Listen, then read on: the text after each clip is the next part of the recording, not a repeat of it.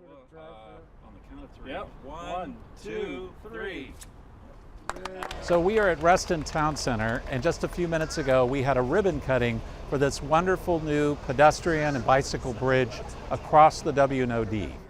This new bridge connects the old Reston Town Center with the new Reston Town Center metro station. It's going to be a great way for people to get across the W&OD that didn't exist before. So this is a big improvement, and it's something I know is already being used, and it's going to be really helpful for the community to get around by foot and bicycle now and into the future. If you're coming to Reston Town Center and you're getting there from Metro, use this bridge. This is a great way to get from the Reston Town Center metro station to the urban core of Reston Town Center. So try it out. It's wonderful. It's convenient.